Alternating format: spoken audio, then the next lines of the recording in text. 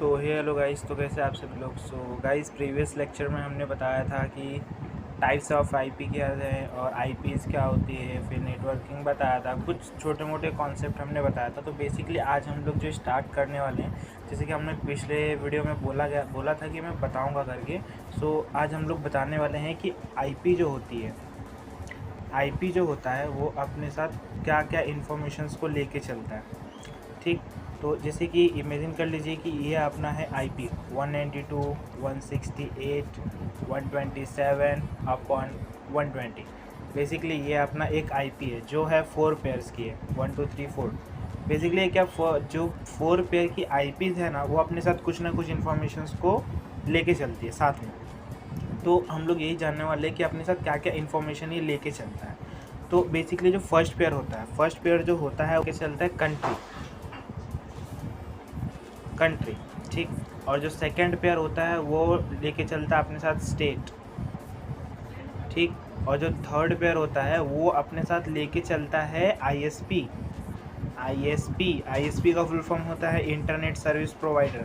और जो fourth and last होता है वो अपने साथ लेके चलता है डिवाइस, EVICE, डिवाइस। बेसिकली ये चार जो होते हैं, चार इन्फॉर्मेशन अपने साथ लेके चलता है। अगर कौन से स्टेट में, कौन से कंट्री को, कौन से आईएसपी ने किस डिवाइस को ये आईपी अलॉट की है, वो बताया गया है। सो बेसिकली इतना तो ये होता है। ठीक है, अब जो हमने पिछले टाइम पढ़ा था, हमने लास्ट टाइम पढ़े थे ये चार, समझ रहे हो मतलब क्या पढ़े थे हम लोगों ने, टाइप्स ऑफ आईपी एड्रेस। ठीक है, लास्ट टाइम हम लोगों को मैंने बोला था ये नेक्स्ट वीडियो लेक्चर में बताऊंगा। सो अभी बता रहा हूँ types of IP address.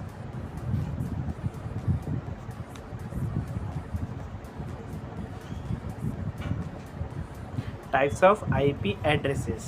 So basically जो टाइप्स ऑफ आईपी एड्रेसेस थी वो थी अपना, पहला था प्राइवेट आईपी,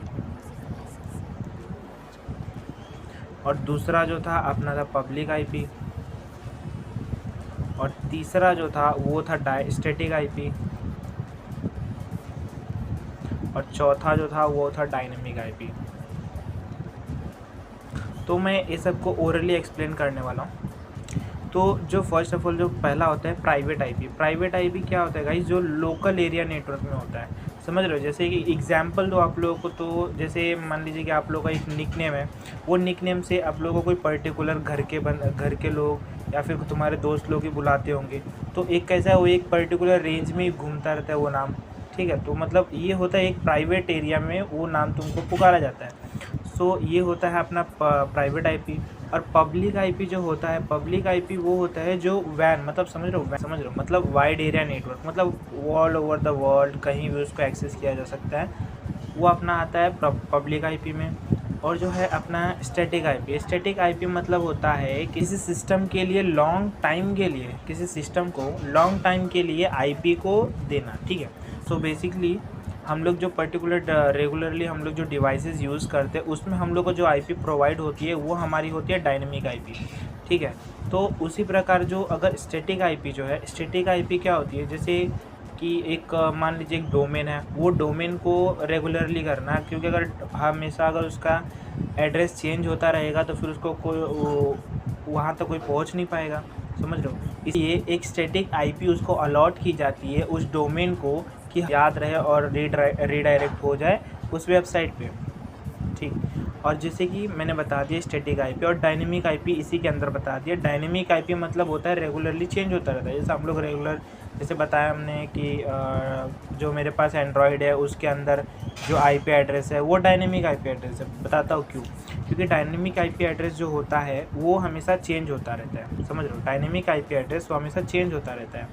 तो अगर मान लीजिए मैंने अपना मोबाइल को एरोप्लेन मोड पे डाला एंड उसके बाद वापस एरोप्लेन से हटाया, सो हमारी मोबाइल की जो आईपी एड्रेस होगी वो चेंज हो जाएगी। समझ लो, अगर तो आप लोग को ये देखना रहेगा कैसे करना है। तो फर्स्ट ऑफ ऑल गूगल पे जाना, गूगल पे जाने के बाद सर्च करना व्हाट्स माय IPv4, ये सर्च करना गूगल पे। और ये याद रखना कि तुम किसी भी ब्रॉडबैंड से कनेक्टेड नहीं हो। जैसे वाईफाई वगैरह हो गया, तुम्हारा इंटरनेट चालू रहेगा वो ठीक है, इंटरनेट से करना। अगर वाईफाई कनेक्ट होता है तो फिर नहीं होगा, ठीक है, क्योंकि बेसिकली हर डिवाइस में, हर एंड्रॉयड डिवाइस में डायनेमिक आईपी ही होती है। सो बेसिकली इसको आप लोग ट्राई कर सकते हो, और याद रखना कि तुम किसी भी ब्रॉडबैंड से कनेक्टेड ना हो, ये ध्यान रखना। सो गाइज़ इसी के साथ आज के लिए बस इतना ही, और नेक्स्ट वीडियो लेक्चर में हम लोग बताने वाला हूँ कि मैक एड्रेस क्या है, मैक एड्रेस अपने साथ साथ क्या क्या इन्फॉर्मेशन को लेके चलता है, और भी बहुत कुछ।